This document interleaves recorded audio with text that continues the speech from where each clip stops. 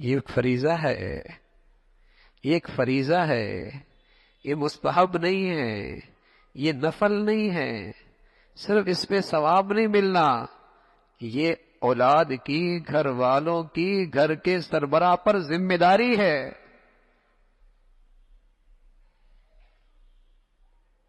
یہ فرض ہے۔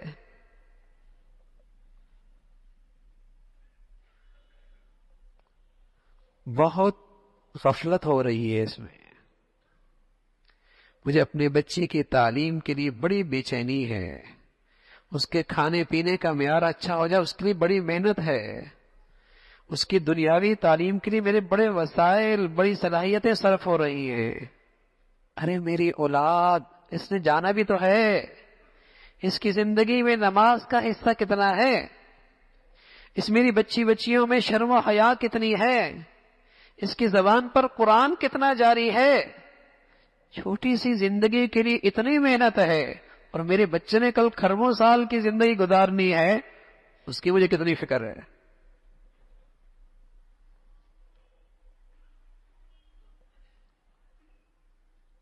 اولاد بالکل نقشہ گھروں مساجد کا بدل رہا ہے۔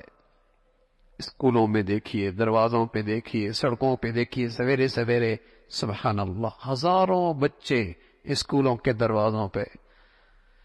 اللہ کا گھر مسجد میں، یہاں نوجوانوں کی تعداد کتنی، یہاں میرے بچوں کی تعداد کتنی؟ کیا یہ مسلمانوں کی اولادیں نہیں ہیں؟ کیا ان پہ نماز نہیں فرض؟ ہزاروں کی تعداد میں بچیاں اسکولوں کے دروازوں پہ، کون بھیجتا ہے؟ پیسہ کس کا لگتا ہے؟ وسائل کس کے لگتے ہیں؟ صلاحیتیں کس کی لگتی ہیں؟ گھر کے بڑوں کی نا۔ تو کیا یہ میری بچیاں دین کے حلقوں میں بھی نظر آتی ہیں؟ شرم و حیا کی چادر میں بھی نظر آتی ہیں؟ ان کی زندگی میں فریضہ نماز بھی ہے؟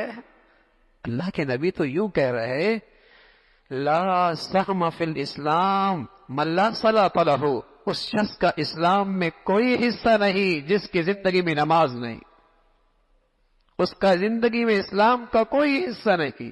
بلکہ اس سے بڑھ کر اللہ کے نبی کہنے لگے، جو نماز نہیں پڑھتا کبھی میرے ساتھ نہیں ہوگا، یہ فرعون کے ساتھ ہوگا، یہ حامان کے ساتھ ہوگا، یہ ابی ابن خلف کے ساتھ ہوگا۔ فرعون جو خدائی کا دعویٰ کر رہا ہے، حامان جو اس کا وزیر ہے، امی بن خلف دشمن اسلام میں صف اول کا دشمن، کہتا تھا میں نے ایک گھوڑا پالا ہے، خوب کھلاتا ہوں، اس شخص کو قتل کروں گا، یوں کہا کرتا اس شخص کو قتل کروں گا۔ ایسا دشمن، اللہ کے نبی فرمان لگے نماز نہیں پڑھتا، میرے ساتھ نہیں کھڑا ہونا، اس نے فرعون کے ساتھ کھڑا ہونا، اس نے حامان کے ساتھ کھڑا ہونا ہے، اس نے ابی بن خلف کے ساتھ کھڑا ہونا ہے۔ اللہ کے نبی کہنے لگے بین الرجل و بین الکفر ترک الصلاۃ، آدمی جو چیز آدمی کو کفر سے ملا دیتی ہے وہ نماز کا چھوڑنا ہے، آدمی کو جو چیز کفر سے ملا دیتی ہے وہ نماز کا چھوڑنا ہے۔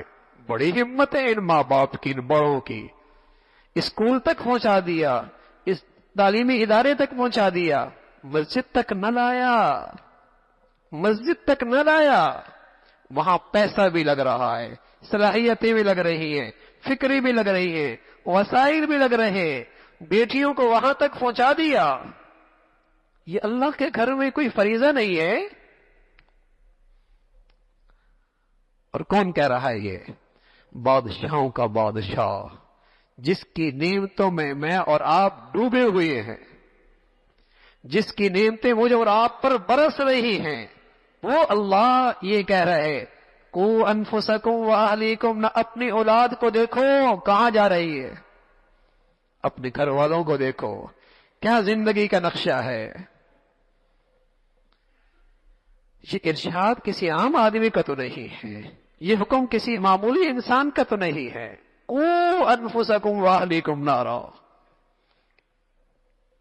جہاں میرا اپنا جذبہ ہے، جہاں میری اپنی خواہش ہے، جو میری اپنی ترجیحات ہیں، اس کے لیے تو میں نے اپنی اولاد کو تیار کر لیا، اور جو خواہش میرے مولا کی ہے اور جو میری چاہت میرے مولا کی ہے، میں اپنی اولاد کو اس کے لیے تیار نہ کر سکا، میں اپنی بیٹیوں کو اس کے لیے نہ تیار کر سکا، میں اپنی اولاد کو اس کے لیے نہ کھڑا کر سکا، جو میری چاہت ہے، جو میری خواہش ہے، جو معاشرے کا تقاضا ہے، جو سوسائٹی کا اسٹیٹس ہے، اس کے لیے تو میں اپنے بچوں کو تیار کر رہا ہوں نا. اس کے لیے پیسہ بھی لگ رہا ہے، سرمایہ بھی لگ رہا ہے، وسائل بھی لگ رہے ہیں، محنتیں بھی ہیں. معاشرے اور سوسائٹی کے اسٹیٹس پہ اترنا ہے. اور جو اللہ کی چاہت ہے، میں اپنے بچوں کو اس کے لیے تیار کرنے کے لیے تیار نہیں ہوں. بڑی ہمت ہے، بڑا ہی حوصلہ ہے. اولاد ہے، یہ اللہ نے ذمہ داری دی ہے. اللہ نے آپ کو سربراہ بنایا ہے، آپ کے کندھوں پہ ان کی ذمہ داری ہے. صرف کھانے کی نہیں، صرف پینے کی نہیں، صرف پہنانے کی نہیں، صرف رہائش کی نہیں. ان ذمہ داریوں سے بڑھ کر ذمہ داری ہے اس کی زندگی میں اللہ کی فرمان برداری آئے، اس کی زندگی میں نماز کا فریضہ زندہ ہو. یہ اس سے بڑھ کر ذمہ داری ہے. بڑی غفلت ہے، بڑی کوتاہی ہے. نمازی ہے تو اس کا حال یہ ہے، حاجی ہے تو اس کا حال یہ ہے، روزے دار ہے تو اس کا حال یہ ہے، ماں پردے دار ہے تو اس کا حال یہ ہے. بیٹی کا رنگ اور ہے، بیٹے کا رخ ہی اور ہے. اور کانوں پہ جوں بھی نہیں رینگتی، ماتھوں پہ بل بھی نہیں آتا، اس دل میں تکلیف ہی نہیں ہوتی. کبھی اس لیے وظیفہ نہیں پڑا ہوگا کہ میرا بیٹا نمازی بن جائے، کبھی اس لیے وظیفے کے لیے نہیں بیٹھی ہوگی میری بیٹی میں شرم و حیا کی چادر آ جائے. ہاں وظیفے پڑے گی، دنیا تھوڑی اور آ جائے، ہاں دنیا کے یہ مشکل ذرا ختم ہو جائے، اس پریشانی سے ذرا نجات مل جائے، اس کے لیے وظیفے ہیں. وہ درد اندر لگتا ہے. میرے عزیزوں، یہ نئی نسل تو مسلمانوں کی لگتی نہیں. اب جتنے بڑا اسٹیٹس ہے، جن اتنے بڑے تعلیمی ادارے ہیں، اتنے ہی ان کی زندگیوں میں اسلام سے بیزاری ہے. اصول، وہ تو بچے ہیں، وہ تو معصوم ہیں. جہاں جس اسکول کے دروازے پہ بھیج دیا، جس ماحول میں ڈال دیا، دن درسگاہوں کے حوالے کر دیا، وہ تو معصوم ہیں. بڑوں کی ذمہ داری تھی. گھر کی درسگاہ کیسے دی ہے، باہر کی درسگاہ کیسے دی ہے، انہیں ماحول کیسا میسر کیا ہے. یعنی جو بھی خرابی نظر آئے گی آپ کو پیچھے نظر آئے گا دنیا کا حد سے زیادہ چاہنا ہے. چاہے وہ آپس کے جھگڑے ہوں، چاہے وہ زمین کی بات ہو، چاہے وہ زر کی بات ہو، چاہے وہ کاروبار کی بات ہو، چاہے وہ رشتوں کی بات ہو، چاہے وہ عہدوں اور منصبوں کی بات ہو، چاہے وہ اقتدار کی بات ہو، چاہے وہ لین دین کی بات ہو. یعنی اگر آپ دیکھیں گے تو ہر چیز کے پیچھے برائی، دنیا کو حد سے زیادہ چاہنا. کوئی اس لیے نہیں لڑ رہا ہوگا کہ یہ آخرت میں مجھ سے زیادہ آگے کیوں، کوئی اس وجہ سے ڈپریشن میں نہیں ہو، کوئی اس وجہ سے ڈپریس نہیں ہو، کوئی اس وجہ سے مایوس نہیں ہوگا کہ یہ تہجد کیوں پڑھتا ہے، یہ اتنا پرہیزگار کیوں ہے، یہ اللہ کے راستے میں اتنا خرچ کیوں کرتا ہے. اس لیے حسد نہیں پیدا ہوگا، اس لیے کینہ نہیں ہوگا، اس لیے حسد کینہ ہوگا کہ یہ دنیا میں مجھ سے زیادہ آگے کیوں ہے. تو سچے نبی صلی اللہ علیہ وسلم اپنے پیاروں کی تربیت فرمایا کرتے تھے اور دنیا کی حقیقت سمجھایا کرتے تھے. اگر یہ سمجھ میں آ گئی تو بہت ساری برائیوں سے بچ جاؤ گے، بہت سے برائیوں سے بچ جاؤ گے. اس لیے کہ دنیا کو حد سے زیادہ چاہنا ہر برائی کی جڑ ہے. برائی نہیں، برائیوں کی جڑ ہے. اور دنیا کو حقیقت سمجھ کے اس کو اپنی حالت میں رکھنا ضرورت تو ہے.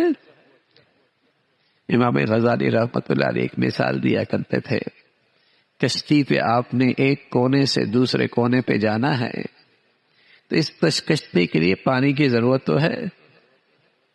پانی کے بغیر تو آپ منزل پہ نہیں پہنچ پائیں گے. آپ کا یہ سفر ہے، دنیا کی یہ ضروریات، یہ آپ کی سفر کی ضروریات ہیں. آپ دوسرے کنارے تک پہنچنے کے لیے آپ کو یہ دنیا کی ضروریات تو استعمال کرنی ہے.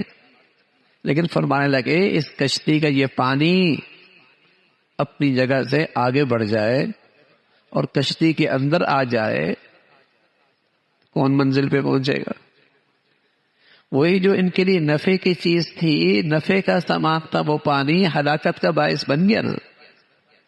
تو فرمایا دنیا ضرورت کی جگہ اپنی جگہ، اور ضرورت اور نفع کی چیز بالکل ٹھیک، لیکن جب یہ دل کی کشتی میں آ جائے گا اور آدمی ہر وقت اسی کی فکر میں لگا رہے گا اور یہی اس کی سب سے بڑی ترجیح بن جائے گی، یا مال چاہیے یا جاہ چاہیے، یا جاہ چاہیے یا مال چاہیے۔ بس اوقات ایک وقت کے بعد آدمی کے پاس مال اتنا ہوتا ہے کہ وہ مال بھی لگاتا ہے جاہ حاصل کرنے کے لیے، پروٹوکول، عزت، شہرت، یہی دو چیزیں ہوتی ہیں۔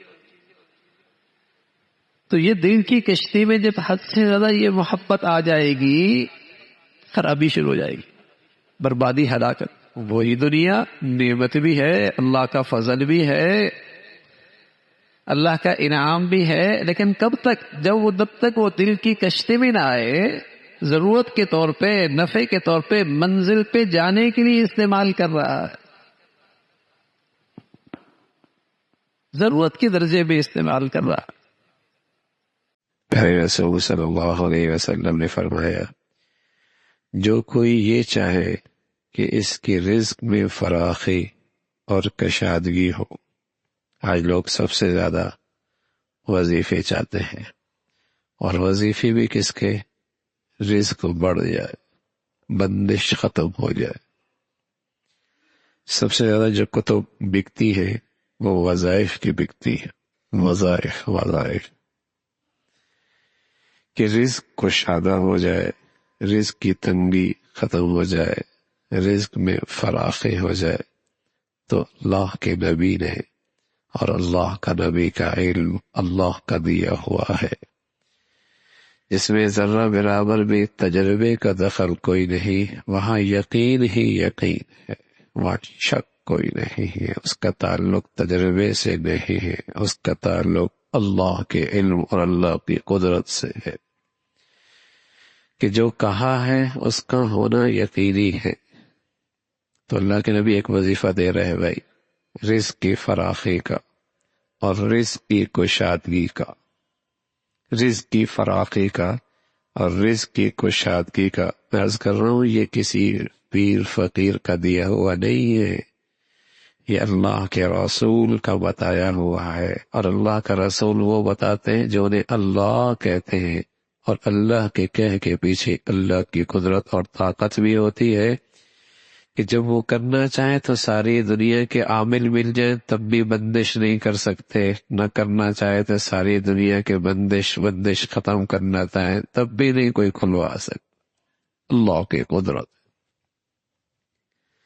تو رسول اللہ صلی اللہ علیہ وسلم نے فرمایا، جو کوئی یہ چاہے کہ اس کے رزق میں فراخی اور کشادگی ہو، دنیا میں اس کے آثار قدم تادیر ہو، یعنی اس کی عمر دراز ہو۔ دو چیزیں اس وظیفے میں، دو چیزیں ملیں گی، رزق کی کشادگی، رزق کی فراخی، اور دنیا میں اس کے آثار قدم تادیر ہو، یعنی اس کی عمر دراز ہو، اس کی عمر دراز ہو، تو وہ اہل قرابت کے ساتھ صلہ رحمی۔ وظیفہ یہ ہے، اہل قرابت کے ساتھ، رشتہ داروں کے ساتھ صلہ رحمی کرے، صلہ رحمی کرے، اور اس کا آغاز گھر سے ہوتا ہے۔ سب سے زیادہ قرابت داری ماں باپ سے، سب سے زیادہ قرابت داری ماں باپ سے۔ تو اس کا آغاز گھر سے ہوتا ہے۔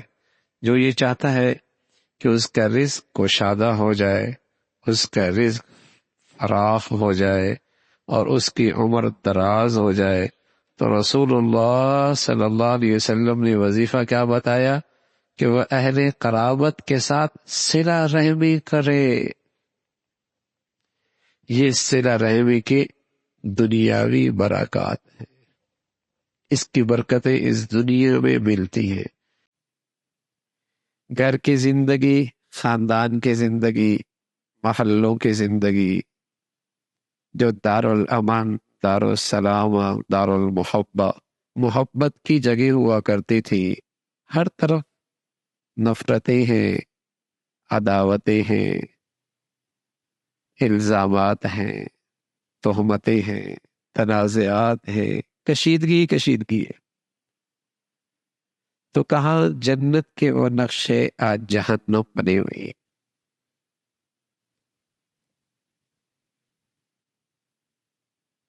تعلقات کی کشیدگی۔ اللہ کے نبی صلی اللہ علیہ وسلم نے ایک ارشاد میں ان تمام اسباب کی طرف اشارہ فرمایا جس سے یہ تعلقات خراب ہوتے۔ آپ علیہ الصلوۃ والسلام نے فرمایا ایاکم والظن فإن الظن اکذب الحدیث ولا تجسسوا ولا تحسسوا ولا تناجشوا ولا تحاسدوا ولا تباغضوا ولا تدابروا وكونوا عباد الله إخوانا او كما قال عليه الصلاة والسلام۔ اللہ کے بندو، آپس میں بھائی بھائی ہو جاؤ۔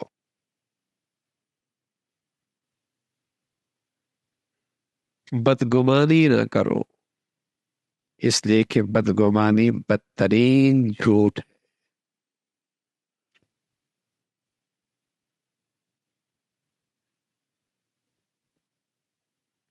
کسی کے ٹو میں نہ رہو، جاسوسی نہ کرو، بھاؤ نہ بڑھاؤ، حسد نہ کرو، دل میں بغض نہ رکھو، اس کے پیٹھ کے پیچھے برائی نہ کرو۔ یہ وہ تمام اسباب ہیں جس سے تعلقات خراب ہو۔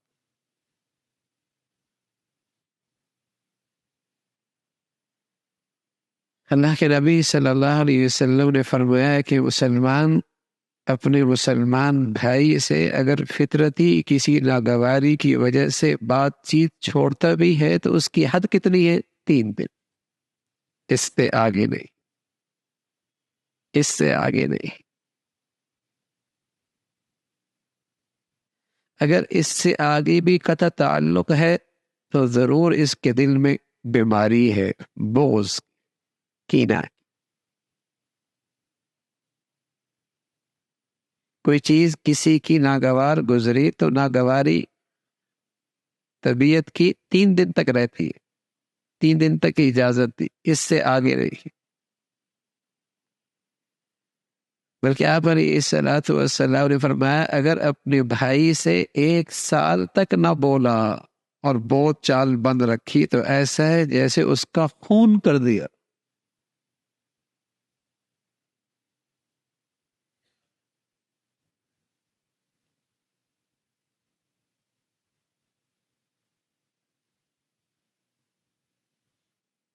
کینہ ہے، بغض ہے، اس کی سب سے بڑی نحوست ہے ایسے شخص کی دعا قبول نہیں۔ اللہ کے نبی صلی اللہ علیہ وسلم نے فرمایا کہ ہفتے میں 2 دن اللہ کے دربار میں نامہ اعمال پیش ہوتے، لیکن جن کے دلوں میں کینہ اور بغض ہے ان کا معاملہ روک دیا جاتا ہے، ان کی معافی نہیں ہے جب تک کہ یہ اپنا دل صاف نہ کرے۔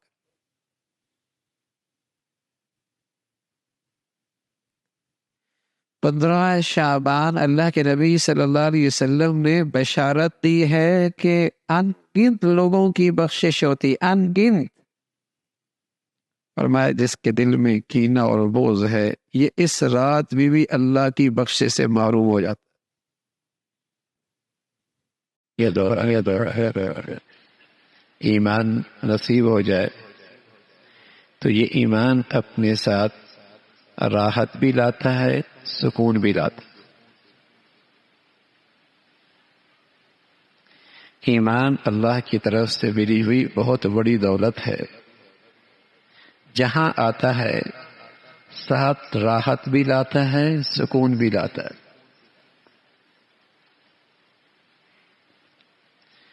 آج زندگیوں میں مایوسی ہے، آج زندگیوں میں اضطراب ہے،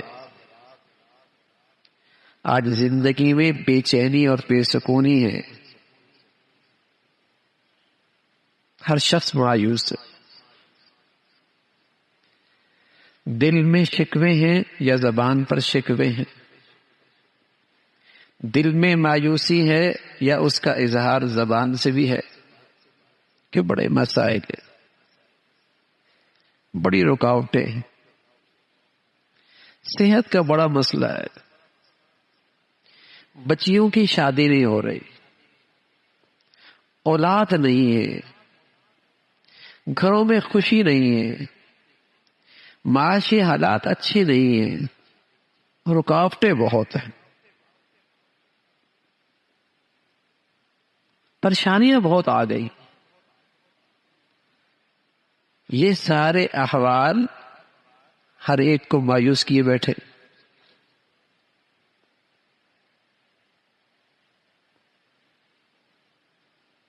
مایوس کیے بیٹھے.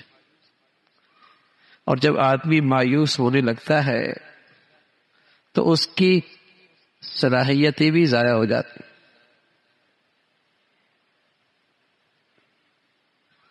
باصلاحیت آدمی بھی زیرو ہو جاتا ہے. مایوس جو ہر آئے دن اس کی صلاحیتیں کمزور ہوتی چلی جاتی. مایوسی کا روگ جو لگ گیا وہ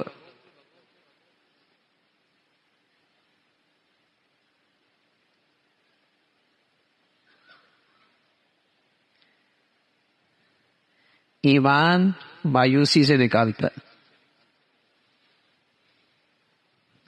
ایمان کہتا ہے کہ کوئی بھی زندگی میں ناگواری اور ضرورت پیش آئے تو جو اختیار میں ہے وہ تدبیر کر لو، ساتھ دعا کر لو. ایمان کہتا ہے جو بھی زندگی میں مشکل آ جائے، پریشانی آ جائے، کسی نعمت کی ضرورت ہو، کوئی تمہاری جائز خواہش ہو، اختیار میں جو تدبیر ہے، جتنا تمہیں اختیار ہے وہ تدبیر کر لو اور ساتھ دعا کرو. اور اگر تدبیر بھی وہاں نہیں چلتی، اختیاری نہیں ہے، تو صرف دعا کرو.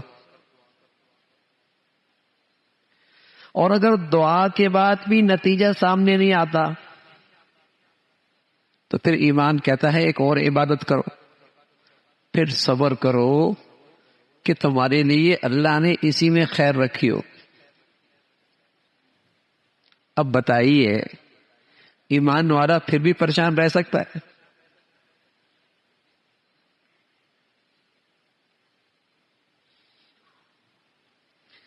لیکن جب ایمان ہی نہیں ہے تو دعا بھی نہیں ہے، اس ذات پہ بھروسہ ہی نہیں ہے، اس ذات کی معرفت ہی نہیں ہے، اس ذات کو پہچانے ہی نہیں ہے، اس ذات سے مانگنے ہی نہیں ہے، دعا ہی نہیں ہے. اور اگر ٹوٹی پھوٹی دعا کی بھی نتیجہ سامنے نہیں آیا پھر مایوس. ارے ایمان ہے تو پھر صبر بھی ہے نا، اس لیے کہ ایمان تو صبر بھی لاتا ہے، شکر بھی لاتا ہے، بھی لاتا رہتا ہے.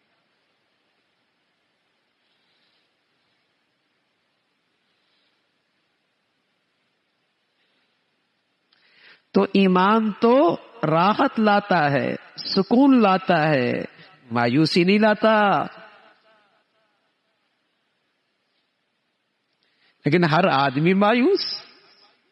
تو کیا یہ سچ نہیں ہے کہ دنیا کے مالک نے ہم سے کہہ رکھا ہے کہ تم کسی وقت بھی یہاں سے نکالے جاؤ گے؟ کیا یہ سچ نہیں ہے؟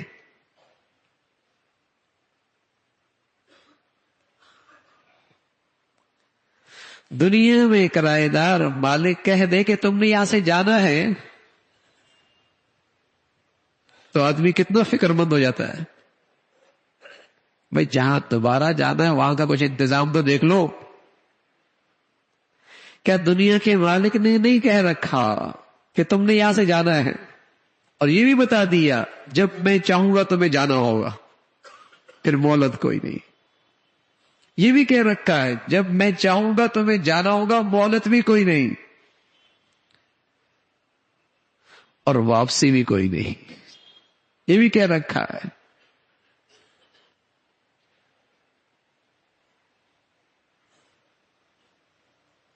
اتنا یقینی سفر ہے. لیکن بتاؤ میرے عزیزوں، بس اوقات مہینوں نہیں سال گزر جاتے ہیں، اس سفر کا خیال نہیں ہوتا کہ اس کی بھی تیاری کرنی ہے.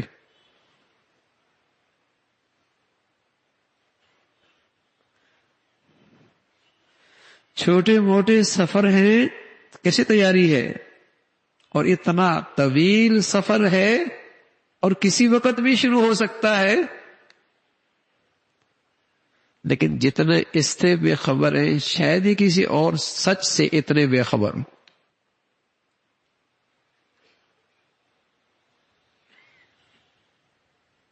یقینی ہے.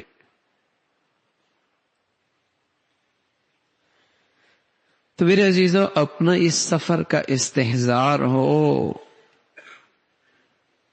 کہ کسی وقت بھی یہ سفر شروع ہو سکتا. یہ اصلاح کی بنیاد ہے. یہ اصلاح کی بنیاد ہے. یہ سب سے بڑا واعظ ہے. یہ سب سے بڑی نصیحت ہے. رسول اللہ صلی اللہ علیہ وسلم فرمایا کرتے تھے، دو واعظ چھوڑ کے جا رہا ہوں، ایک بولنے والا، ایک خاموش. خاموش موت ہے. پہلے کسی گھر سے ایک جنازہ اٹھتا خاندان کی زندگی بدل جایا کرتے تھی، اور اب اتنی غفلت ہے کہ قبر میں رکھ رہے ہوتے خیال پھر بھی نہیں آتا. کیسا دل ہے. ایک جنازہ اٹھتا سارا گھر، اس کی زندگی کے نقشے بدلنے لگتے، سوچ بدلنے لگتی، زندگی کے مقاصد تبدیل ہو جاتے ہیں، اور اپنے ہاتھوں سے قبر میں اتار رہا ہوتا ہے. مجال ہے زندگی کا رخ بدلے. بس ذہن بن گیا اس نے مرنا، میں نے نہیں مرنا.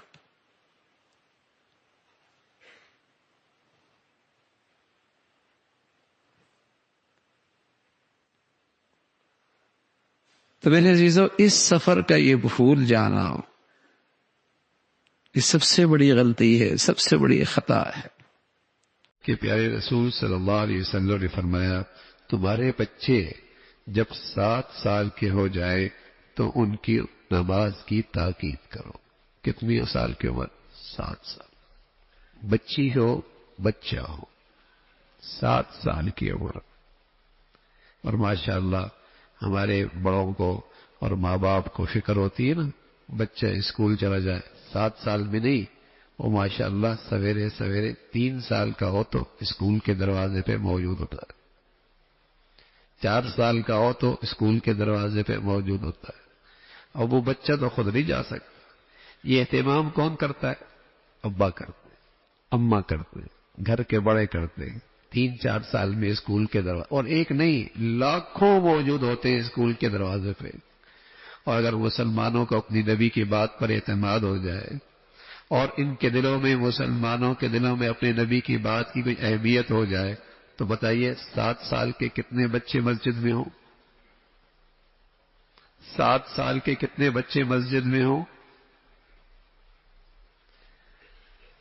اگر مسلمانوں کو اپنی نبی کی بات کا لحاظ ہو اور اس کی کوئی اہمیت ہو، تو بتائیے کتنے بچے مسلمانوں کے سویرے سویرے مسجدوں میں ہوں؟ بچے خود تو نہیں آتے، اور نہ ہی وہ بچے خود اسکول جاتے ہیں. 4 سال کا بچہ کہاں جاتا ہے؟ بلکہ روتا ہے. لیکن ماں باپ کا اہتمام ہوتا ہے. لاکھوں بچے 3 سال کے، 4 سال کے، 5 سال کے، 6 سال کے اسکول کے دروازوں پہ ہوتے. اہتمام ہے نا. کچھ ملتا ہوا نظر آتا ہے، کیریئر بن جائے گا، زندگی بن جائے گی.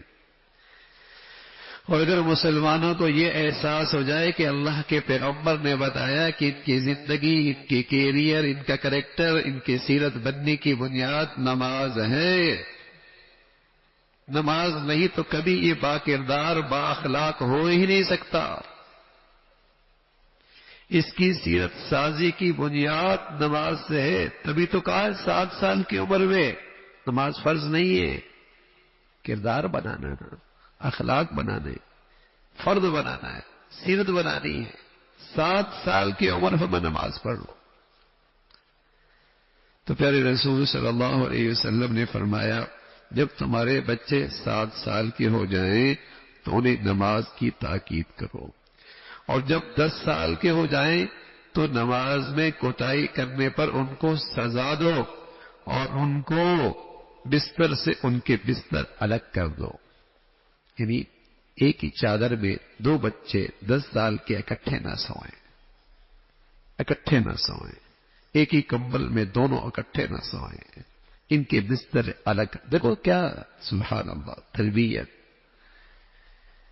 کیسی رہنمائی ہے، کیسا پیغام ہے، کیسی حفاظت ہے. بستر ان کے الگ کر دو، چادر الگ کر دو، کمبل الگ کر دو، یہ الگ کر دو، اور 10 سال کی عمر میں انہیں سزا دو. اب تو دنیا میں ہمارے ملکوں کے اندر بھی قانون پاس ہو، جسمانی سزا پہ قانون پاس ہو گئے. آپ کے ملک کے اندر بھی ہو گئے. یا آہستہ آہستہ وہیں آپ کو لے کے جا رہے ہیں جہاں بیٹا باپ کے سامنے کھڑا ہوگا اور باپ کے لیے وہ تھانے پہنچا ہوا ہوگا. باپ کی شکایت کرنے کے لیے تھانے فون کر دے گا، باپ نے یوں کہا ہے مجھے. یہ ہمیں اسی طرف لے کے جا رہے ہیں جیسے باہر کی دنیا میں ہوتا ہے. بیٹے کو باپ کچھ نہیں کہہ سکتا، ماں بیٹی کو کچھ نہیں کہہ سکتی. کچھ کہے گی تو وہ تھانے رپورٹ کر دیتی، بلکہ کہنے سے پہلے اولاد دھمکی دیتی، تھانے بتا دوں گا. یہ بدبخت بد نصیب لوگ مسلمانوں سے ان کی ساری قدریں چھیننا چاہتے ہیں. بڑوں کا احترام، ماں باپ کا احترام، بڑوں کی عزت، استاد کی عزت، بڑوں کی قدر، وہ ساری قدریں، ساری اسلامی خوبیاں ہماری زندگیوں سے اٹھانا چاہتے ہیں. اس کی ابتدا اور غیروں کے نظام تعلیم ہے، اور اس کی انتہا یہ قانون سازی ہے. پہلے زمین بناتے ہیں، فضا بناتے ہیں، ماحول بناتے ہیں، پھر قانون بنتے ہیں، پھر قانون بنتا ہے.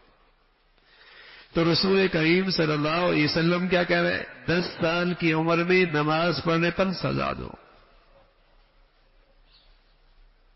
اب دیکھیے 10 سال کی عمر میں بھی نماز فرض نہیں ہے، یہاں بھی نماز فرض نہیں ہے، لیکن اللہ کے نبی صلی اللہ علیہ وسلم اس کی اہمیت بتا رہے ہیں. استاد کے مار، شفقت، باپ بیٹے کو مارتا ہے ظاہر ہے، لیکن اس کے پیچھے خیر خواہی ہوتی ہے، اس کے پیچھے اندر کا درد ہوتا ہے. ایک باپ ہی ایسا ہوتا ہے جو بیٹے کے بارے میں یہ خیال رکھتا ہے کہ یہ بیٹا مجھ سے بھی آگے نکل جائے. اتنی خیر خواہی کہیں نہیں ملے گی. ایک باپ ہی ایسا ہوتا ہے جو چاہتا ہے کہ میرا بیٹا مجھ سے بھی آگے نکل جائے. یہ خیر خواہی اور کہیں نہیں ملے گی. تو باپ کے مار کے پیچھے خیر خواہی ہوتی ہے، دل کا درد ہوتا ہے، اندر کی تکلیف ہوتی ہے، اندر کی محبت ہوتی ہے. تو اس پر رسول کریم صلی اللہ علیہ وسلم نے فرمایا جب 10 سال کا ہو جائے تو اسے سزا دو. یہ کردار سازی ہے، یہ اصلاح ہے، یہ تربیت ہے، یہ اس کے اخلاق کو سنوارنا ہے، یہ بچوں کی تربیت ہے. تو ایسا ماں باپ اولاد کے لیے بہت بڑے محسن ہیں، بہت بڑے محسن ہیں، بہت بڑے خیر خواہ ہیں. اور اولاد اللہ کی طرف سے ایک نعمت ہے. اس کی تربیت اور اس کی کردار سازی اور اسے اللہ والا بنانا اور اسے دین کا ماحول دینا، یہ ماں باپ کا اولاد پر بہت بڑا احسان ہے، ماں باپ کی ذمہ داری بھی ہے. اللہ رب العزت ہم سب کو نیک صالح اولاد نصیب فرما دے. کہ جب دجال آئے گا وہ بھی یہی کہے گا پالتا میں ہوں. اور آج دنیا میں دجالی فضا بن رہی ہے. مادہ پرست طبقہ یہ کہتا ہے کہ جس کے پاس مادیت ہے وہ پلے گا. اور چونکہ مادیت کا علم بردار اس وقت کفار ہیں تو وہ کہتے ہیں دنیا میں اس وقت معیشت ہمارے کنٹرول میں، ہم پالتے ہیں دنیا کو، اس لیے ہماری مانو گے تو دنیا میں زندہ رہ سکو گے، ورنہ تمہارے لیے زندہ رہنے کی کوئی گنجائش نہیں. یہ دجالی فضا ہے. اگر مسلمان کا یہ عقیدہ ہو کہ پالتا تو اللہ ہے، بتائیے پھر مسلمان معاش کی وجہ سے کبھی غلام بن سکتا ہے؟ معیشت کی وجہ سے کبھی غلامیت کی زنجیریں پہن سکتا ہے؟ یہ غلامیت کی زنجیریں مسلمانوں کے پاؤں میں اسی وقت پڑیں گی جب مسلمانوں کا یہ عقیدہ کمزور ہو جائے گا. جب مسلمانوں کی اولادوں کا یہ عقیدہ کمزور ہو جائے گا تو پھر ان کی ایمان کا، ان کے شرم و حیا کا، ان کے غیرت کے سودے ہوں گے. یہ معاش کی خاطر سب کچھ کرنے کے لیے تیار ہوگا. آج دنیا میں جتنے فتنے آ رہے ہیں یہ سارے فتنے معیشت کے سواری پہ سوار ہو کے آ رہے ہیں. معیشت کے سواری پہ سوار ہو رہے ہیں. قومیں، ملک غلامیت کی زنجیریں پہن رہی ہیں، اور یہ غلامیت کس راستے سے آ رہی ہے؟ معاش کے راستے سے، معیشت کے راستے سے آ رہی ہے.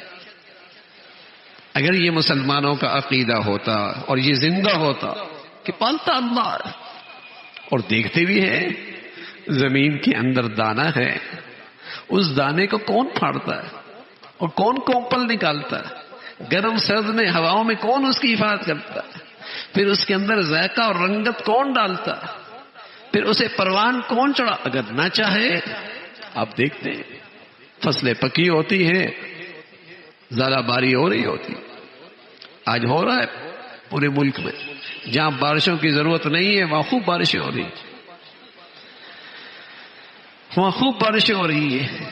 گندم خراب ہو رہی ہے، گندم کالی ہو رہی ہے، فصلیں خراب ہو رہی ہیں. مسلمان زکوٰۃ نہیں دیتا، عشر نہیں دیتا، اللہ کو ناراض کیے بیٹھا ہے، ساری تدبیریں کرتا ہے، اللہ کا فیصلہ رحمت کا روٹ جاتا ہے، بنی بنائی سب تدبیریں سب خراب ہو جاتی ہیں. رزاق اللہ، دینا چاہے تو مٹی کو سونا کر دے، نہ دینا چاہے تو سونا بھی مٹی بن جائے. وَفِي السَّمَاءِ رِزْقُكُمْ، تمہارے رزق کے فیصلے آسمان پہ ہوتے. ان اللہ هو الرزاق، رزاق اللہ ہے. وہ کھلانے پہ آئے، دنیا کی کوئی طاقت تمہارا ایک لقمہ بھی کم نہیں کر سکتی. اور جب وہ ذات بندش کر دے کون کھلا سکتا ہے؟ جب وہ ذات بندش کر دے کوئی نہیں کھلا سکتا. رزاق اللہ. اور دیکھتے ہیں آپ کروڑوں ہیں، ایک چپاتی بھی نہیں کھا سکتا، سوپ سے گزارا کرتا ہے، ایک چپاتی بھی نہیں کھا سکتا، رزق ختم ہو گیا. رزاق اللہ. تو یہ جو عقیدہ ہے یہ بچپن میں گھروں میں، تعلیم گاہ میں، گھر کی پہلی درسگاہ میں پیدا ہوتا ہے. بیٹے تمہیں کون کھلاتا ہے؟ یہ عقیدہ تعلیمی اداروں میں پروان چڑھتا تھا، تعلیمی درسگاہوں میں پروان چڑھتا تھا. رزاق اللہ. لیکن بدقسمتی سے اب تو اس کا بیج ہی مار دیا گیا. ایک ہی بت ہے اس وقت دنیا میں، سب سے بڑا بت ہے. مادیت سے تم پلتے ہو، مادیت سے پلتے ہو، مادیت تمہیں پالتی ہے. اللہ کا نام تو بیچ میں سے نکل گیا. اس لیے حلال حرام کی تمیز کوئی نہیں، بس مادیت آنی چاہیے. حلال حرام کی کوئی تمیز نہیں ہے، بس پیسہ آنا چاہیے. یہ اسی عقیدے کی کمزوری کا نتیجہ ہے. تو تعلیم مبارک، تعلیم رحمت، تعلیم سے تعمیر، تعلیم سے ترقی، بشرطیے کہ اس تعلیم میں رب کا تعارف ہو، رب کی ربوبیت کا عقیدہ ہو، رب کی ربوبیت کا یقین ہو. اللہ تعالی ہمیں نصیب فرما دے، اللہ تعالی یہ یقین نصیب فرمائے. اپنے عمل کا اظہار کرنا، کسی عمل کا اظہار کرنا یہ مطلقاً برا نہیں ہے، اور اپنے ہر عمل کو چھپا لینا یہ مطلقاً کمال نہیں ہے. اظہار عمل اس وقت برا ہے جب اپنے اوپر نظر ہو کہ یہ میرا ہے، میرا ہے، اور میری تعریف ہو جائے، تب اظہار عمل بہت برا ہے۔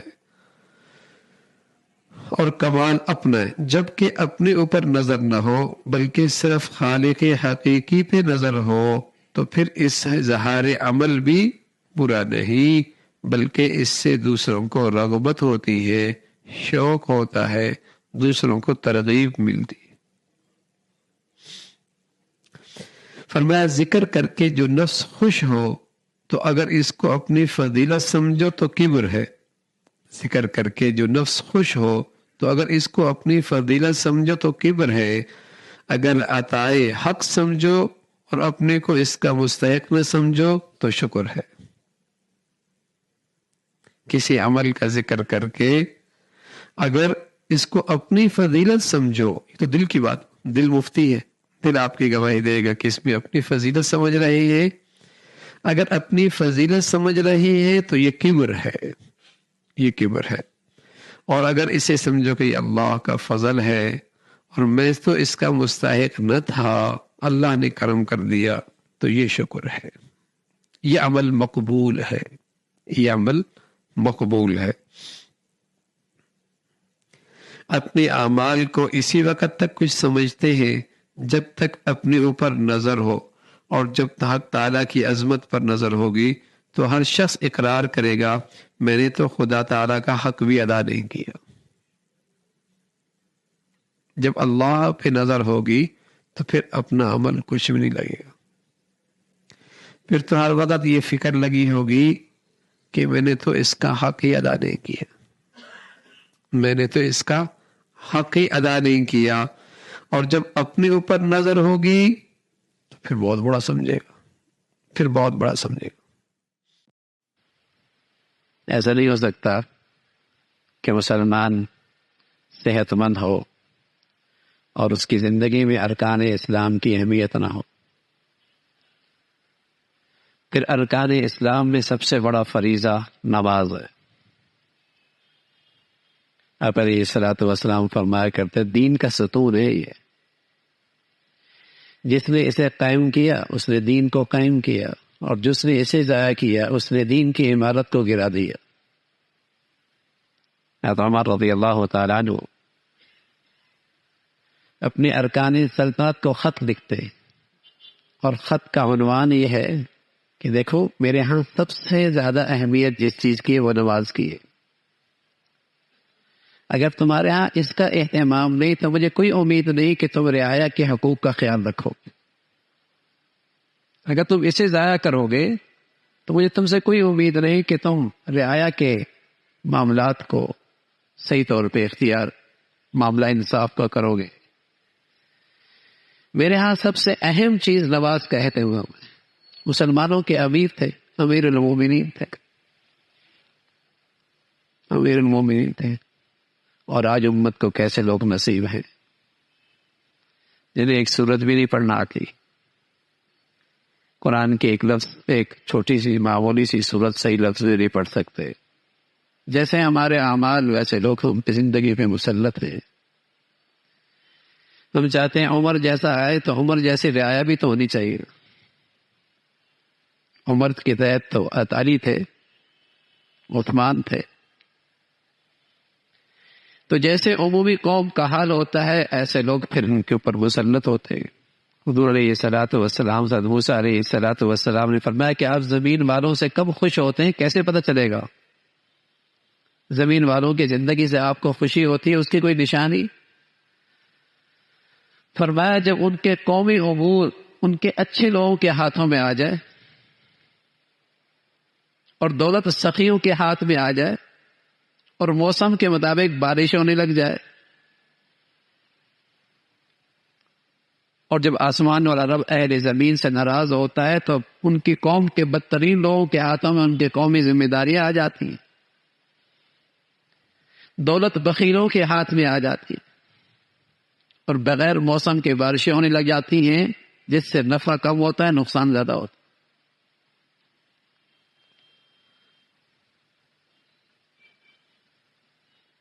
تو ایک مومن سچا اور ایک مسلم سچا، المسلم والصادق، اس کے ہاں ارکان اسلام کی بڑی اہمیت، فرائض اسلام، ارکان اسلام کی بڑی اہمیت، اور ان میں سب سے بڑا فریضہ نماز ہے۔ حضور علیہ الصلوۃ والسلام سے پوچھا گیا یا رسول اللہ ای الاعمال افضل، سب سے بڑا عمل کیا ہے؟ آپ علیہ الصلوۃ والسلام فرمایا الصلاۃ علی وقتہا، نماز کو اپنے وقت پہ پڑھنا۔ کہا یا رسول اللہ ثم ای، پھر فرمایا بر الوالدین، والدین کے ساتھ حسن سلوک کرنا۔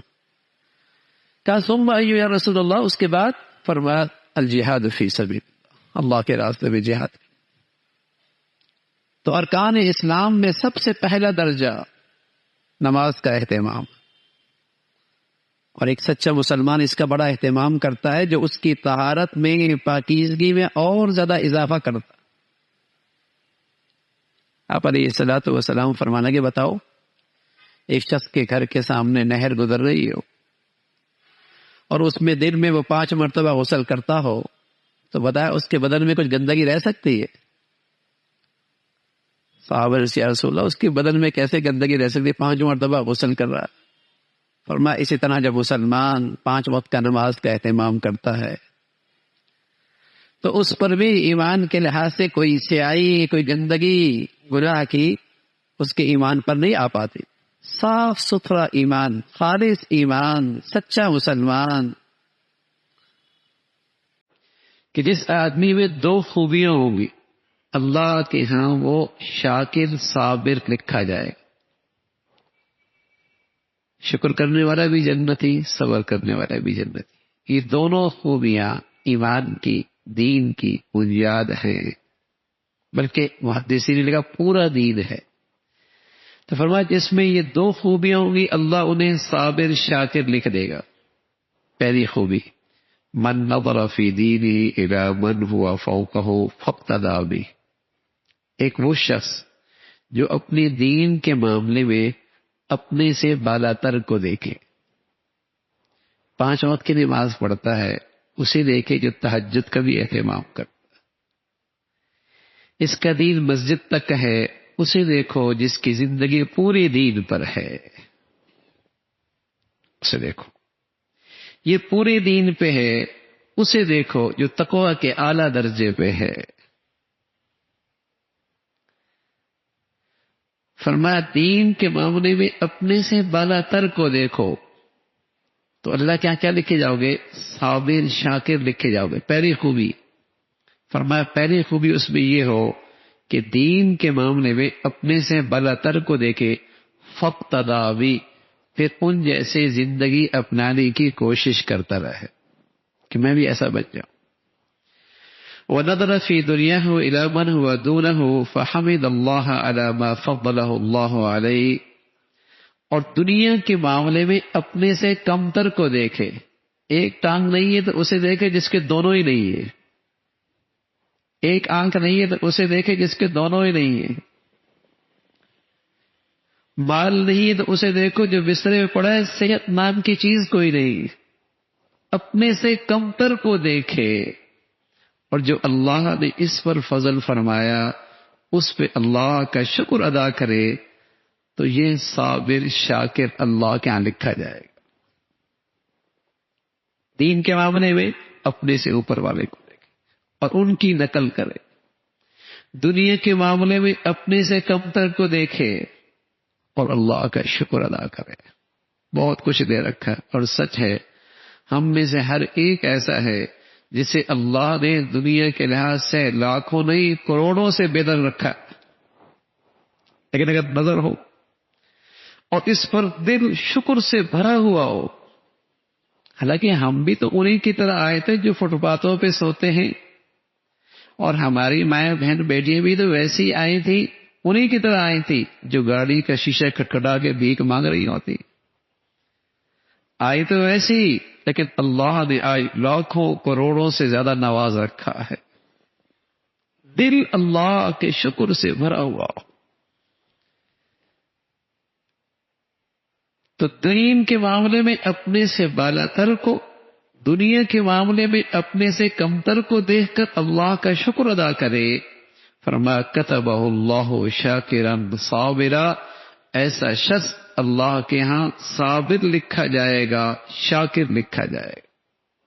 اگلی بات فرمائی اللہ کے نبی نے، وَمَن نَظَرَ فِي دِينِهِ إِلَى مَنْ هُوَ دُونَهُ، جس شخص نے دین کے معاملے میں اپنے سے کمتر کو دیکھا، یہ 5 پڑھتا ہے تو اسے دیکھتا ہے جو صرف جمعے کی پڑھتا ہے، کہ یار میں اسے تو دیکھوں، اور جمعے کی پڑھتا ہے تو اسے دیکھتا ہے جو صرف عید کی پڑھتا ہے، جو بیچاری صرف دوپٹہ کر رہی ہے وہ اسے دیکھتی ہے جس کے جسم پہ لباس ہی کوئی نہیں، تو یہ بھی اپنے آپ کو ولی سمجھتی ہے۔ اور اگر اسکارف پہن لے ہاں تو پھر تو اس کی پرواز بہت ہی اونچی چلی جاتی ہے، اس لیے کہ انہیں دیکھتی ہے جن کے جسم پہ لباس ہی کوئی نہیں۔ اگر یہ شرعی پردے والے کو دیکھے گی تو اپنی زندگی پر ندامت ہوگی نا۔ فرمایا دین کے معاملے میں اگر اپنے سے کمتر کو دیکھا، وَنَظَرَ فِي دُنْيَاهُ إِلَى مَنْ هُوَ فَوْقَهُ، اور دنیا کے معاملے میں اپنے سے بالا تر کو دیکھا تو کیا ہوگا؟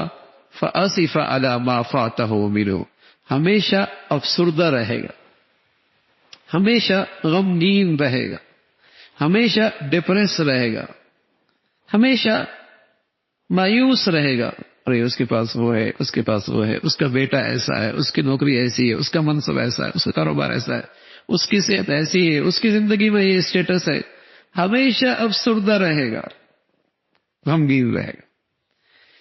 تو فرمایا لم یکتبہ اللہ شاکرا ولا صابرا، نہ یہ صابر بن سکتا ہے نہ شاکر بن سکتا ہے، نہ صابر بن سکتا ہے نہ شاکر بن سکتا ہے، اس کا دین کوئی نہیں، اس کا دین کوئی نہیں۔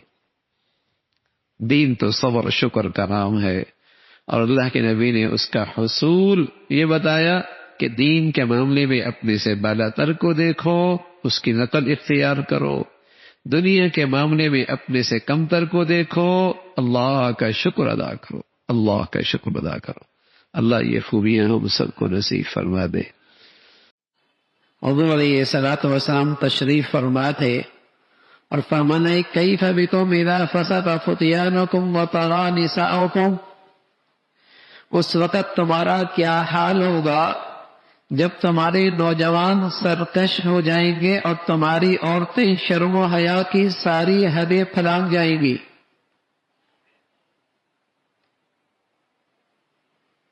تمہارے نوجوان سرکش ہو جائیں گے اور تمہاری عورتیں شرم و حیا کی ساری حدیں پھلانگ جائیں گی۔ کہنے لگے ان ذالک لکان یا رسول اللہ، یا رسول اللہ مسلمان معاشرے میں ایسا بھی ہوگا؟ آپ نے فرمایا نعم اشد منہ، معاملہ اس سے بھی آگے ہوگا۔ اور پھر فرمایا کیف بکم اذ لا تأمرون بالمعروف ولا تنہون عن المنکر، جب تم نیکی کی طرف نہیں بلاؤ گے اور برائی سے نہیں روکو گے۔ جن کی گھٹی میں یہ بات پڑی ہوئی تھی، جن کا اوڑھنا بچھونا ہی یہ ذمہ داری تھی، حیرت زدہ ہو گیا، کہنے لگے ان ذالک لکان یا رسول اللہ، اے اللہ کے رسول مسلمانوں پہ ایسے حالات بھی آئیں گے کہ وہ اچھائی کی طرف نہ بلائیں اور برائی سے نہ روکے۔ فرمایا نعم اشد منہ، معاملہ اس سے بھی سنگین ہوگا۔ پھر آپ علیہ الصلوۃ والسلام نے فرمایا کیف بکم، اس وقت تمہارا کیا حال ہوگا اذ تأمرون بالمنکر وتنہون عن المعروف، جب تم برائی کی طرف بلاؤ گے اور اچھائی سے روکو گے۔ ان کے تو دماغ کے کسی خانے میں یہ بات آ ہی نہیں سکتی تھی کہ مسلمان کہلانے والا بھی برائی کی طرف بلائے اور نیکی کے راستے میں رکاوٹ بن جائے۔ ایسی مبارک فضا پائی تھی جہاں ہر شخص کی زندگی کا حصہ تھا برائی سے روکنا، اچھائی کی طرف بلانا۔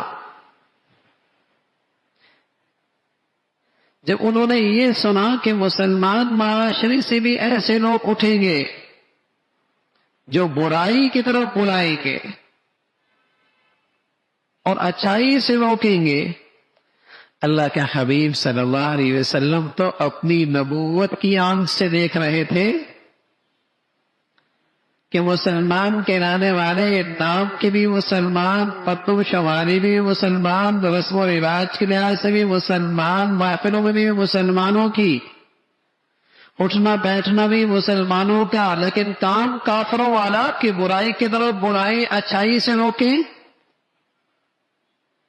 اللہ کے حبیب صلی اللہ علیہ وسلم تو نبوت کی آنکھ سے دیکھ رہے تھے کہ ایسا دور بھی آئے گا کہ نام بھی مسلمانوں کا ساتھ، مرتب شماری میں بھی مسلمان، ان کی پیدائش اور موت پر ساری رسمیں بھی مسلمانوں کی، لیکن اس کا کام اللہ کے دشمنوں کے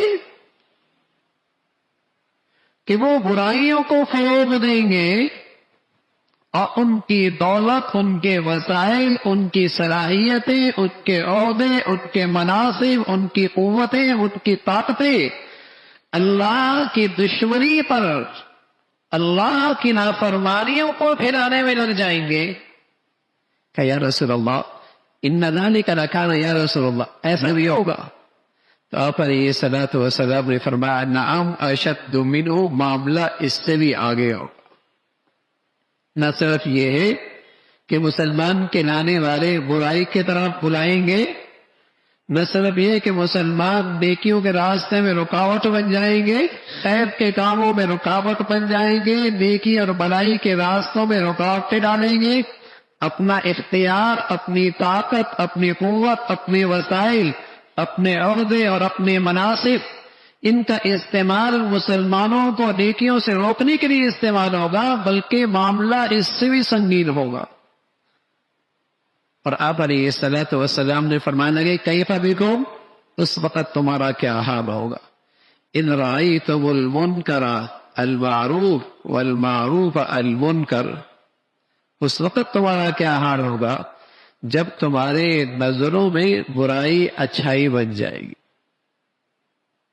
جب تمہاری نظروں میں برائی اچھائی بن جائے گی، گناہ نیکی بن جائے گی، گناہ ترقی کی چیز بن جائے گی، گناہ اسٹیٹس بن جائے گا، گناہ خوشی کا باعث بن جائے گی، گناہ تمہاری شادیوں بیاہ کے اندر تمہارے لیے جسے کہیں کہ انجوائے اور خوشی کا موقع فراہم کرنے کی چیز بن جائے گی۔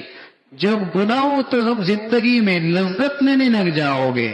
کیف بکم اذ رأیتم المنکر المعروف، جب گناہ تمہاری نظروں میں اچھائیاں بن جائے، والمعروف المنکر، اور معروف منکر بن جائے، اور گناہ نیکیاں بن جائے، گناہ نیکیاں بن جائے اور نیکیاں گناہ بن جائے، یہ معاملہ بھی آئے گا۔ اور میرے عزیزو، یہ وہ سطح ہے معاشرے کی جہاں ایمان بھی سلب ہونے لگتا ہے، جہاں ایمان بھی سلب ہونے لگتا ہے۔ اور میرے عزیزو، اس کا آغاز کسی گھرانے میں، اس کا آغاز کسی خاندان میں، اس کا آغاز کسی معاشرے میں اس وقت ہوتا ہے جب وہاں امر بالمعروف اور نہی عن المنکر کا فریضہ چھوڑ جائے۔ اللہ تمہیں روزی یوں عطا فرمائیں گے جیسے کہ پرندے کو عطا فرماتے ہیں۔ سویرے اٹھتا ہے، خالی پیٹ ہوتا ہے اور شام واپس ہو کر اپنا پیٹ بھر کے لاتا۔ کون سی فیکٹری، کون سا کارخانہ، کون سا ذخیرہ، کچھ کوئی نہیں۔ رات سویا، صبح کوئی نہیں پتا صبح کہاں سے ملے گا۔ اللہ پہ بھروسہ کر کے نکلتا ہے اور ہمیشہ پیٹ بھر کے واپس آتا ہے۔ پیارے رسول صلی اللہ علیہ وسلم نے فرمایا اگر تم بھی اللہ پہ بھروسہ رکھو اور یقین رکھو کہ رزق اللہ دیتا ہے اور وہ دینے پہ آئے تو کوئی محروم نہیں کر سکتا، اور وہ نہ دینے پہ آئے تو کوئی نہیں دے سکتا، یہ یقین رکھو رزق اللہ دیتا ہے۔ ان اللہ هو الرزاق، ان اللہ هو الرزاق رزاق صرف اللہ ہے، نہ دکان ہے، نہ کارخانہ ہے، نہ ملازمت ہے. رزاق صرف اللہ ہے. وہ دینے پہ آئے کوئی روک نہیں سکتا، وہ نہ دینے پہ آئے کوئی دے نہیں سکتا. یہ یقین رکھ کے پھر اچھے انداز سے تدبیر کرو، کوشش کرو، اچھے انداز سے کوشش کرو. یہ بھی حکم ہے اللہ کا، اچھے انداز سے کوشش کرو. اللہ کے نبی صلی اللہ علیہ وسلم نے پرندے کی مثال دی ہے، وہ بھی آخر گھونسلے سے تو نکلتا ہے نا. یہ نہیں کہ گھونسلے میں بیٹھا ہوا ہے اور وہیں اللہ دے رہا ہے. اللہ اس پہ دینے پہ بھی قدرت ہے، لیکن اس دنیا میں اللہ کی سنت یہ ہے کہ وہ پرندہ اڑا ہے اور وہ گیا ہے کہیں، محنت کی ہے اس نے، لیکن بھروسہ اللہ پہ ہے کہ صبح رات سویا، سامنے کچھ نہیں تھا، کہاں سے لے کے آئے گا، اڑا اللہ کے بھروسے پہ. اور اپنی سی تدبیر اور کوشش کی، اللہ نے کبھی اسے بھوکا نہیں رکھا. تو فرمایا ہاں اللہ پہ بھروسہ کرو، رزق اللہ دیتا، اور وہ دینے پہ آئے تو کوئی نہیں روک سکتا، وہ روکنے پہ آئے کوئی نہیں دے سکتا. پھر اپنی سی کوشش کرو اعتدال کے ساتھ، اچھے طریقے سے اللہ پہ بھروسہ کرتے ہوئے، تمہیں اللہ رزق عطا فرمائے. یہ عام طور پہ ایک ذہنیت بنی ہے، اور یہ سمجھا جاتا ہے جسے دنیا بہت مل جائے اللہ اس سے بڑا راضی ہے، اور جس کے پاس دنیا نہیں ہے اس کی تو قسمت کھوٹی ہو گئی ہے. یہ کیا کرے گا دنیا، اللہ اس سے ناراض ہے. تو اللہ رب العزت بتا رہے مال و دولت کا مل جانا یہ اللہ کے قرب کا ذریعہ نہیں، اور کسی کے پاس مال و دولت کا نہ ہونا یہ اللہ کی ناراضگی کی علامت نہیں ہے. مال و دولت کا مل جانا یہ اللہ کی راضی ہونے کی علامت نہیں ہے. پھر تو قارون سے اللہ بڑا راضی. عہدے اور منصب کا مل جانا اللہ کے راضی ہونے کی علامت نہیں، ورنہ تو حامان اور فرعون سے اللہ بڑا راضی ہوتا. تو یہ غلط فہمی پھیلی ہوئی ہوتی ہے، اور یہ ذہنیت بنی ہوتی ہے کہ بھائی اللہ کے راضی ہونے کی علامت ہے کہ دنیا خوب مل جائے، دنیا خوب مل جائے.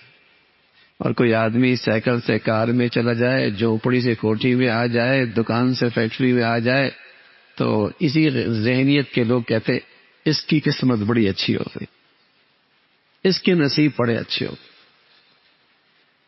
اس پہ تو اللہ کی بڑی مہربانی ہو گئی ہے. تو یہ اللہ کی مہربانی کی علامت نہیں، اللہ کی مہربانی کی علامت یہ ہے اس کی نیکیوں میں اضافہ ہو گیا، اس کے تقوی میں اضافہ ہو گیا، اس کا ایمان بڑھیا ہو گیا. مال مل گیا تب بھی مبارک، اور نہ ملا تب بھی مبارک. اللہ کی مہربانی، اللہ کا فضل، اللہ کی عنایت کی علامت یہ ہے کہ اس کی زندگی میں نیکی اور تقوی کی زندگی آ جائے. مال کے ساتھ ہے تب بھی مبارک، بن مال کے ہے تب بھی مبارک. دیکھنے کی چیز یہ ہے ایمان کیسا ہے، تقوی کیسا ہے، پرہیزگاری کیسی ہے، خوف خدا کتنا ہے، بندگی کتنی ہے. یہ ہے نصیب کی بات. جس کو یہ مل جائے وہ بڑا نصیب والا، وہ بڑا خوش قسمت. پیارے رسول صلی اللہ علیہ وسلم کا ارشاد ہے کہ حسد یعنی رشک دو شخصوں کے سوا کسی پر جائز نہیں. ایک وہ جس کو حق تعالی شان و قرآن شریف کی تلاوت عطا فرمائی اور وہ دن رات اس میں مشغول رہتا ہے. دوسرا وہ خوش نصیب جس کو حق تعالیٰ نے مال کی کثرت عطا فرمائی اور وہ دن رات اللہ کے راستے میں خرچ کرتا رہتا. اللہ کے نبی صلی اللہ علیہ وسلم سے بڑھ کر دور اندیش اور چیزوں کی حقیقت اور قدر و قیمت سے کون باخبر ہو سکتا ہے. آپ فرمانے لگے دو شخص ایسے ہیں جن کا عمل اتنا مبارک ہے، اتنا عظیم ہے، اتنا قابل رشک ہے کہ جنہیں دیکھ کر آدمی کہہ سکتا ہے کاش کہ میں بھی ایسا ہوتا. ایک جسے اللہ رب العزت نے قرآن کی تلاوت کا ذوق شوق عطا فرمایا ہو اور ہر وقت قرآن کی تلاوت کرتا. حضرت قاری فتح محمود صاحب رحمۃ اللہ علیہ تھے. ایک قرآن تہجد میں شروع کر رکھا ہوتا، ایک عام نمازوں میں تلاوت کا سلسلہ شروع کر رکھا ہوتا، اور ایک عام تلاوت کا معمول تھا. 3 قرآن، اور یہ کوئی مہینے نہیں لگتے، دنوں میں قرآن ختم ہوا کرتے. تہجد کا قرآن الف ختم ہو رہا ہے، نمازوں میں پڑھے جانے والا الف ختم ہو رہا ہے، عام تلاوت کا معمول الگ ختم ہو رہا ہے. یہ جو تلاوت کی معمولات کی ترتیب آپ نے قرآن میں دیکھی ہوگی، 1 منزل 2، اس 7 منزلیں مسلمان ہفتے کو قرآن شروع کرتا، جمعے کو اپنا قرآن ختم کر لیا. یہ عام مسلمانوں کی تلاوت کا معمول تھا، 1 منزل روز پڑھ لیا کرتا. مسلمان معاشرے میں تصور نہیں تھا کہ مسلمان ہو اور اس کی زندگی میں تلاوت نہ ہو. الذین آتیناہم الکتاب یتلونہ حق تلاوتی اولئک یؤمنون بہ. وہ لوگ جنہیں کتاب ملی ہے وہ تلاوت کا حق ادا کرتے ہیں، اور قرآن پر ایمان والے بھی یہی ہیں. یہ وہ لوگ ہیں جو کہ تلاوت کا حق ادا کرتے ہیں اور قرآن پر ایمان لانے والے بھی یہی ہیں. میرا دعویٰ کہ میں قرآن کو مانتا ہوں کافی نہیں، اس کی شہادت یہ ہے کہ تلاوت کیسے کرتا ہے. اس ایمان، قرآن پر ایمان کا دعویٰ میرا سچا ہے، تلاوت کتنی ہے زندگی میں. اولئک یؤمنون بہ، یہی لوگ ہیں جو اس قرآن پر ایمان لاتے ہیں. امن اور سکون کا چلا جانا یہ کوئی اچانک نہیں ہوا کرتا. اس کائنات کا ہر نظام کسی فیصلے کے تحت ہے، کسی نتیجے کے تحت ہے، کسی حکم کے تحت ہے. فعال لما یرید، اس ذات کا اختیار ہے، اس کے اختیار میں یہ کائنات کا سارا نظام ہے. اچانک کچھ نہیں ہوتا. تو فرمایا دنیا آج دلوں پہ اطمینانی اور بے سکونی کا شکار ہے، اور آج دنیا جو خوف زدہ ہو چکی ہے، کیا فرد کی زندگی، کیا گھر کی زندگی، کیا معاشرے کی زندگی، کیا قومیں اور کیا ملک. فَأَذَاقَهَا اللَّهُ لِبَاسَ الْجُوعِ وَالْخَوْفِ بِمَا كَانُوا يَصْنَعُونَ. اللہ کہہ رہے ہم نے کوئی زیادتی نہیں کی، یہ اپنے کیا کا نتیجہ ہے. حدیث میں رسول کریم صلی اللہ علیہ وسلم نے فرمایا البر لا یبلا، نیکیاں پرانی نہیں ہوا کرتی. والاسم لا یبسا، اور گناہ بھی نہیں بھلائے جاتے. نیکیاں پرانی نہیں ہوتی کہ آج اس کا اثر کوئی نہ ہو، وہ اپنا پھل نہ دے. نیکیاں آج اپنا کام کرنا چھوڑ دے. فرمایا البر لا یبلا، نیکیاں نہیں پرانی ہوتی. والاسم لا یبسا، اور یاد رکھنا گناہ بھی نہیں بھلائے جاتے. جوانی کی سزائیں بڑھاپے میں ملتی ہیں، اور ایسا ذلیل و خوار ہوتا ہے کہ بس اوقات ترس آتا ہے، لیکن وہ بھول جاتا ہے شاید یہ کسی گناہ کی سزا ہو، کسی وقت کے گناہ کا ریئیکشن ہو. اس لیے کہ گناہ بھلائے نہیں جاتے، کسی وقت اس کا ریئیکشن آیا کرتا ہے. پھر رسول کریم صلی اللہ علیہ وسلم نے فرمایا جب نیکیاں نہیں پرانی ہوتی، گناہ نہیں بھلائے جاتے، وَالدَّيَّانُ لَا يَنَامُ، اور جو ذات بدلہ دینے والی ہے وہ سوتی نہیں ہے. جو نیکیوں کا بدلہ دیتی ہے اور گناہوں پہ سزا دیتی ہے وہ تمہارے معاملے سے غافل نہیں ہے. تدین کما تدان، کہ جیسا کرو گے ویسا پاؤ گے، جو بو گے وہ کاٹو گے. جیسے تمہارے بدن سے نکلے گی زندگی ویسے تمہارے حالات آئیں گے. اندھیر نگری نہیں ہے کہ ایسا ہی کچھ ہو جائے. تو حالات ان کا تعلق اعمال سے ہے. اگر کوئی چاہتا ہے اپنے حالات سنوارنا تو اس کا تعلق وظیفوں سے نہیں ہے. یہ 3 سال وظیفے پڑھنے بیٹھ جاتا ہے، سارا سال وظیفے پڑھنے بیٹھ جاتا ہے، حالات ٹھیک ہو جائیں. ارے حالات صحیح ہونے کا راستہ اعمال ٹھیک ہونے کا راستہ ہے. اعمال ٹھیک کر لینا بھیا. تیرے اعمال ٹھیک ہوں گے، احوال ٹھیک ہوں گے. اللہ نے حالات کو جوڑا ہے اعمال سے. یہ وظیفے پڑھ لے گا، مراقبے کر لے گا، سب کچھ کر لے گا، لیکن نہیں کرے گا تو اپنی خطاؤں کو پہ توبہ نہیں کرے. خطا ہوتی ہے، غلطی ہو جاتی ہے، لیکن چونکہ وہ سچا مسلمان ہے، اس کا دل بیدار ہوتا ہے، تو یہ خطا اسے اللہ سے دور نہیں کرتے، بلکہ یہ خطا اسے اللہ کے اور زیادہ قریب کر دے.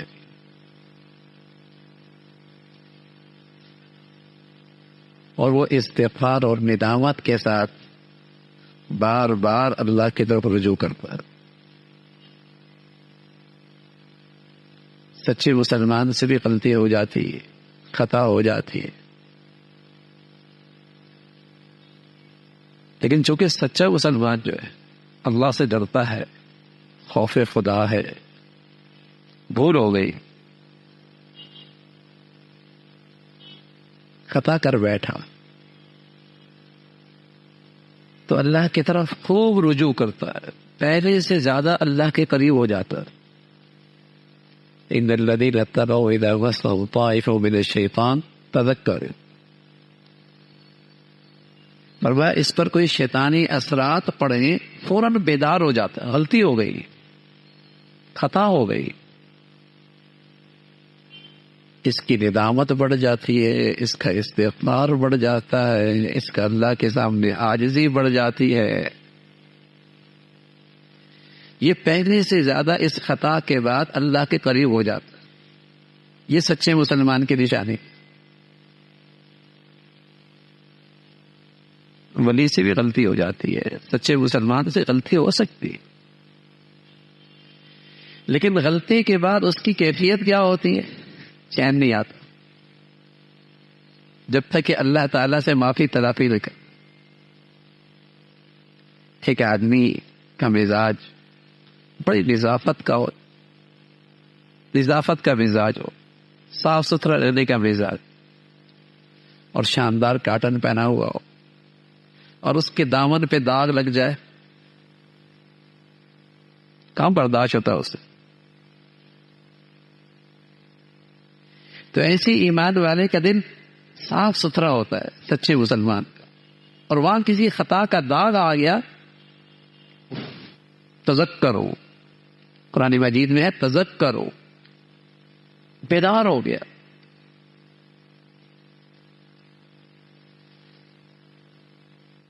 تو یہ سچے مسلمان کی کیفیت ہوتی ہے.